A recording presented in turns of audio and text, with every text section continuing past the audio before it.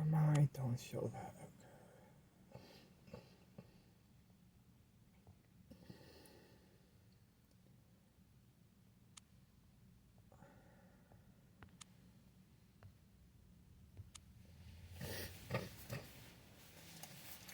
Okay.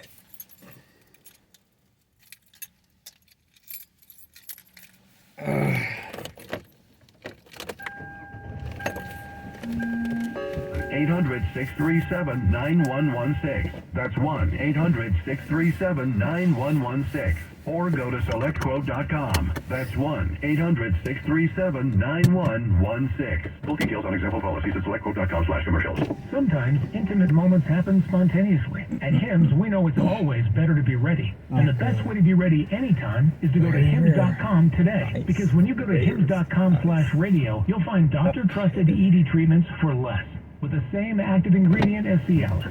Available in daily pills or chews, Hims gives you that boost of confidence, knowing you can be ready whenever the mood strikes. To connect with a licensed medical provider, just go to Hims.com. No in-person appointments or awkward conversations required. If prescription medication is right for you, it'll be shipped to your door for free. Starting at less than $2 a day, you can get an ED treatment prescribed 100% online, all for a fraction of the price of name brands. Get your confidence back with Hims. Get started with a free 100% online consultation today at hims.com/radio. That's hims.com/radio for your free online visit. hims.com/radio. Prescriptions require an online consultation with a healthcare provider who will determine if appropriate. Restrictions apply. See website for details and important safety information. The subscription required price varies based on product and subscription plans. Broadcasting from the GuardingYourNestEgg.com studio, KFBK News Radio. Kitty O'Neill building a better Sacramento during the KFBK Afternoon News on KFBK News Radio.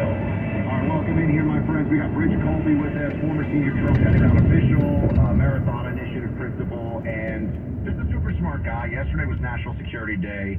What's the biggest national security challenge that you see for, let's assume, an incoming Trump administration? I mean, the biggest one that you think needs to get the most attention. Well, great to be with you guys. It's got to be China, and I think that was underscored in the platform, and we've seen it from both President Trump, Senator Vance, and others. But also, I think that overall, Buck, it would be kind of this injection of common sense America first thinking. Like right now, Joe Biden hands out commitments and new, security obligations like they're candy, and there's no backup, there's no reindustrialization, et cetera. That's kind of the meta point. We got to focus on the biggest challenge to America from abroad, which is China. We got to have the basis to do so too.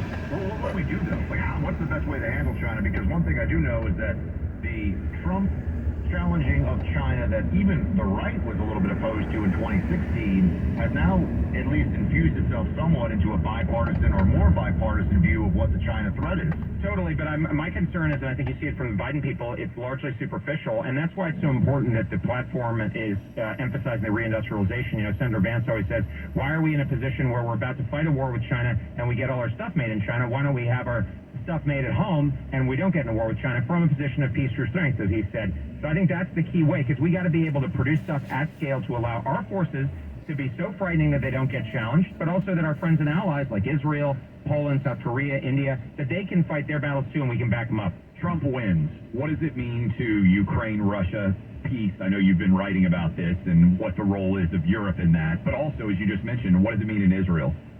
Do you believe that peace through strength concept will apply? What would you expect to see in the early stages of a Trump foreign policy administration as it pertains to those issues? Well, look, I don't speak for the campaign, just to emphasize, but I think President Trump's been very clear that he's going to try to make peace, and I fully support that. Obviously, the Ukrainians are going to have to be armed, and I think that's totally right, but as he said in his Truth Social post, as Senator Vance has said repeatedly, that's got to be on the Europeans. That makes sense. We don't have, endless amounts of weapons and money to give away. We got to focus on China.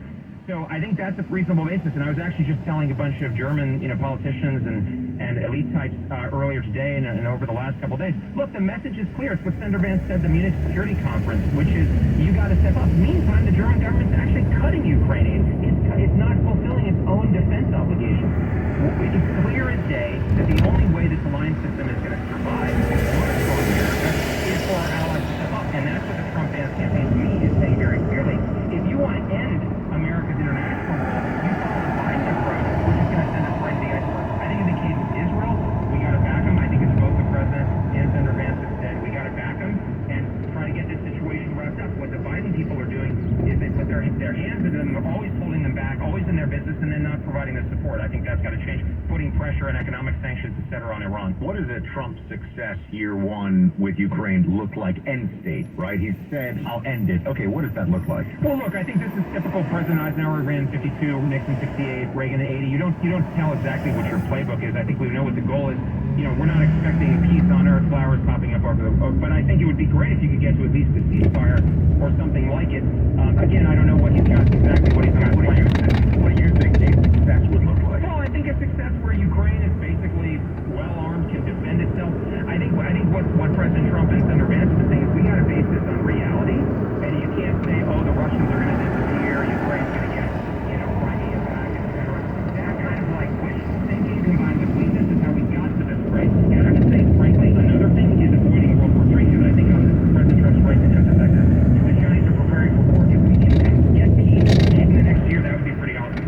What's the appropriate response for what's going on, as you just mentioned, with China and potentially Taiwan if Trump is in office from January? Well, look, I think President Trump was right in Bloomberg to say this is a really close problem. I think this is something I've been trying to communicate to the Taiwanese. They've got to take their self-defense more seriously. They're spending less than 3%. They got to spend 10%, and we should have been focusing our resources, as Senator Vance is going to say.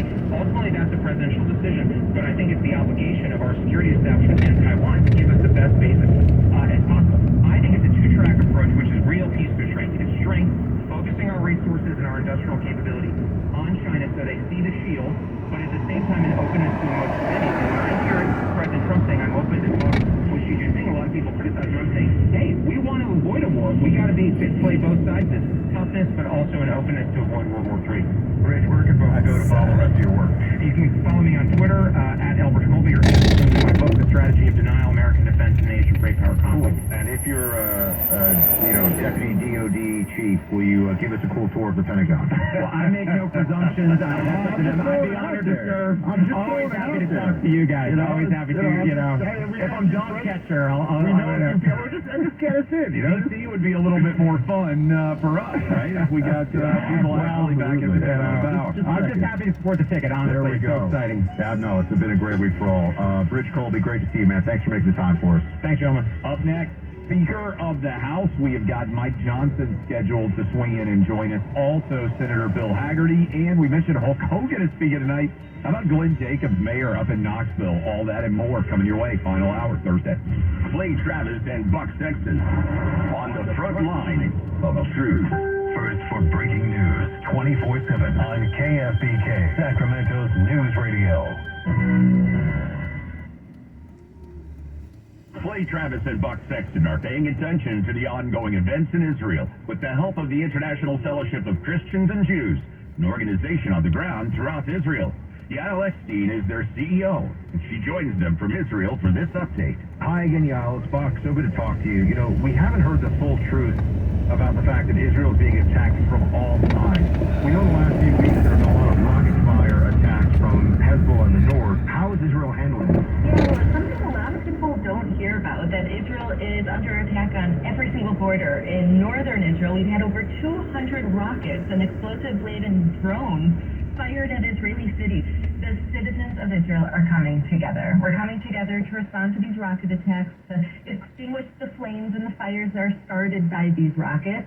And especially at the fellowship, we're bringing food and aid to people in need. So the resilience of the Jewish people in Israel is inspiring, and it's something that we bring to you as a gift as we see the unity that crisis can bring. We've heard ceasefire talks between Israel, Egypt, Qatar, and the U.S. Have they been making any progress, and can we expect to see hostages return safely home anytime soon? Israel has been in negotiations basically since the first week to bring our hostages home. Babies from 1 year to elderly who are 85. And we are hoping that Hamas will accept a deal that will allow us to bring our prisoners and our hostages home. Israel is always willing to do anything, even release terrorists for these innocent people who are suffering right now in Gaza. But we cannot let these terrorists rearm on our border a mile away from Israeli citizens.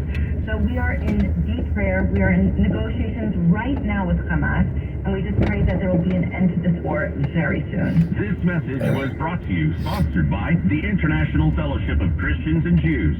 Learn more about their important work and how you can help at supportiscj.org.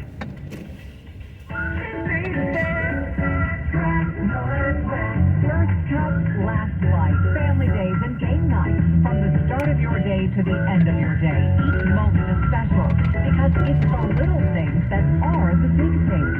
Northwest Exteriors understands, which is why they have window systems to clearly see every moment this summer has to offer. Energy efficient and beautiful with unparalleled craftsmanship and customer service. Right now, Northwest Exteriors is offering $200 off each door and $100 off each window during Duke's Dog Day sale. Plus 100% financing on credit approval. Minimum purchase required. Offer expires August 11th. Call 1-888-TRUST-NW for a free estimate. That's 1-888-TRUST-NW or trustnorthwest.com.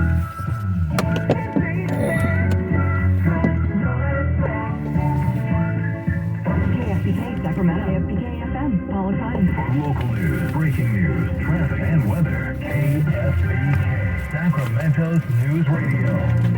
From ABC News, I'm Michelle Franzen.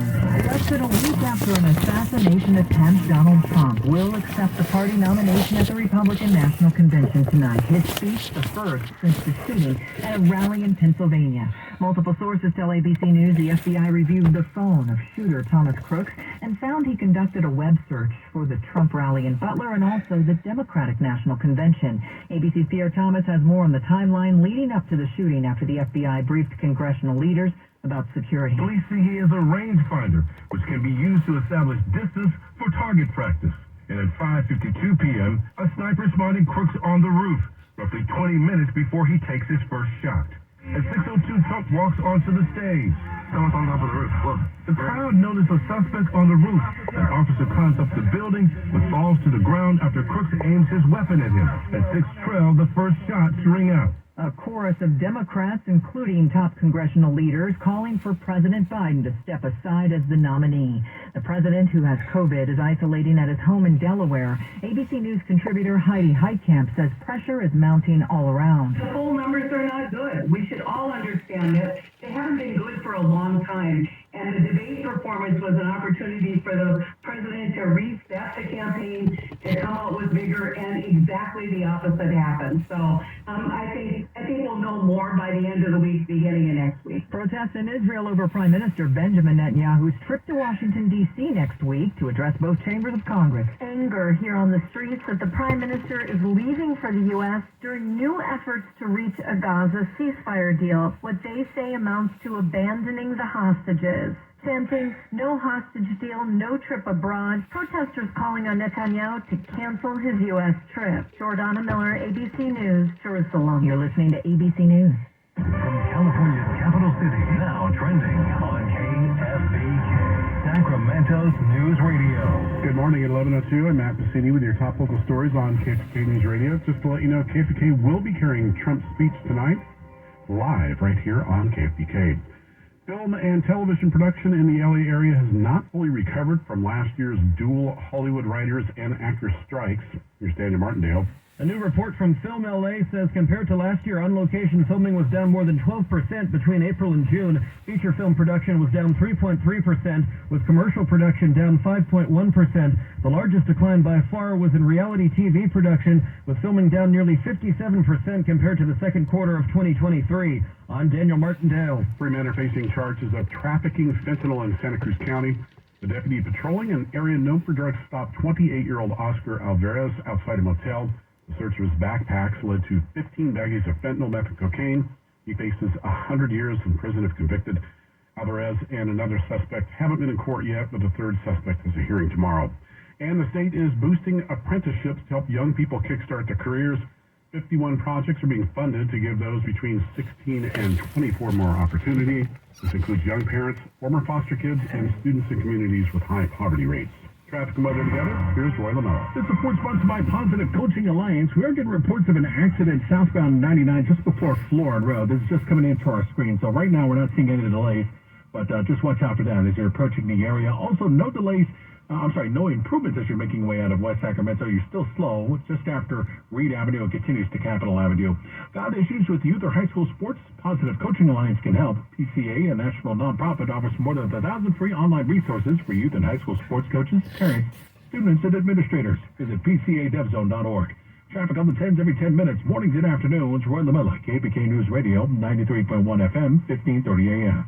Sunny today, highs around 100, overnight temps about 69. It's currently 87 degrees in Sacramento. Matt Passini, KPK News Radio. Next update in less than 30 minutes. Breaking news the second it happens on KFBK News Radio, Sacramento's news, traffic, and weather station.